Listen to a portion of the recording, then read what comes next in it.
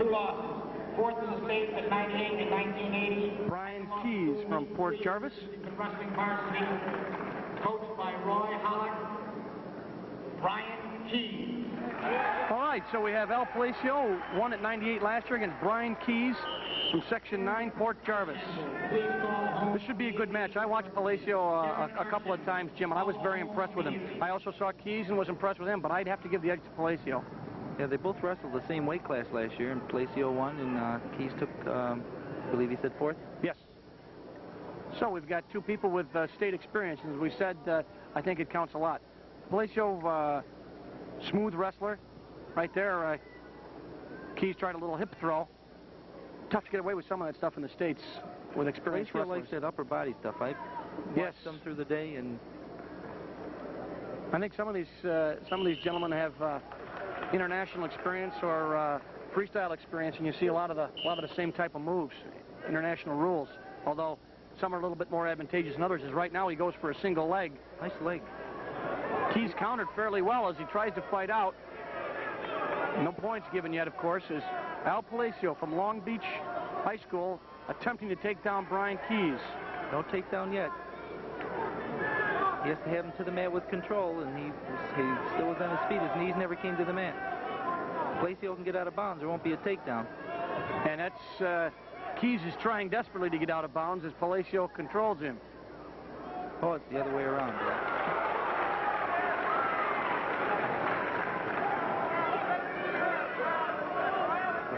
Palacio from Section 8 in the green, or I don't know how it would come out on the black and white television. But you can see the 8 on his shirt when he stands up, and Brian Keys, Section 9, Port Jervis.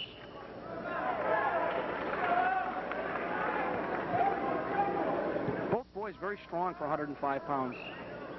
Probably strong for 205 pounds, just a scaled-down version. But as you said, Palacio seems to like a little of the upper body, as does Keys. They're very similar in style. Oh! No, out of bounds. Keys was forcing his way in there for that upper body, and Palacio just ducked underneath him. Yeah, he used his own momentum. Right now we've got no score with just about the end of this first period.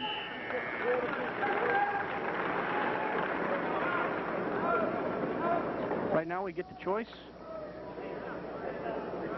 and Brian Keys chooses down. Takes down, yeah. Somewhat unusual. Oh, his theory is get out in a hurry, I guess.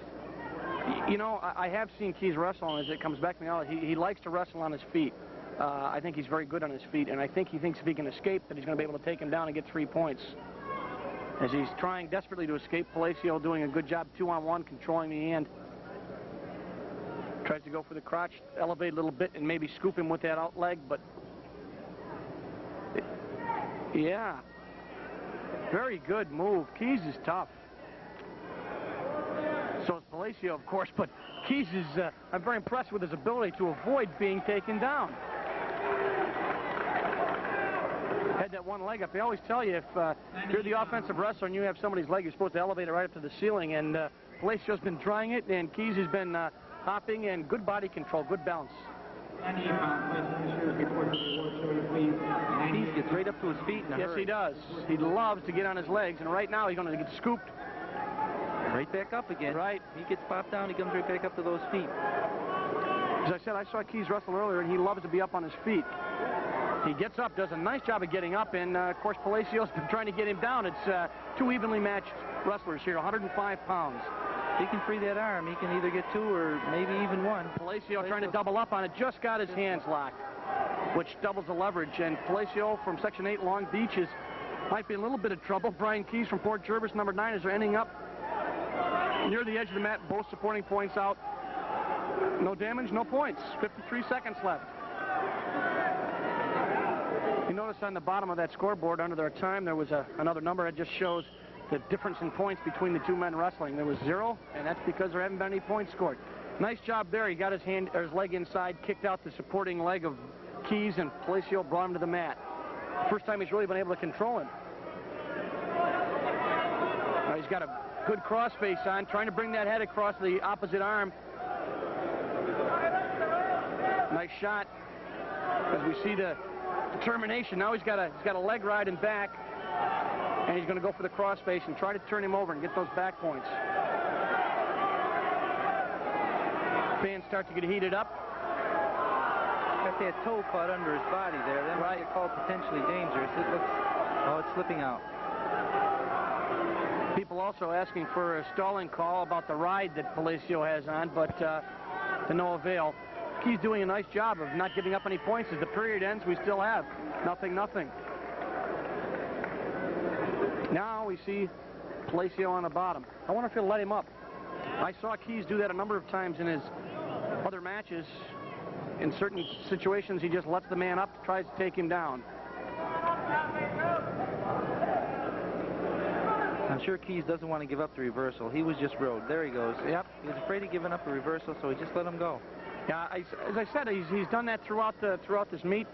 I didn't know if he was going to do it so soon, but he did. I think he feels his advantage is on his feet, but he got caught from behind right there, and we're right back where we started from in the first period. Palacio trying to take down Keys. And we get, oh, yes, they give him two. Both referees right on top of it. Both agree, yes.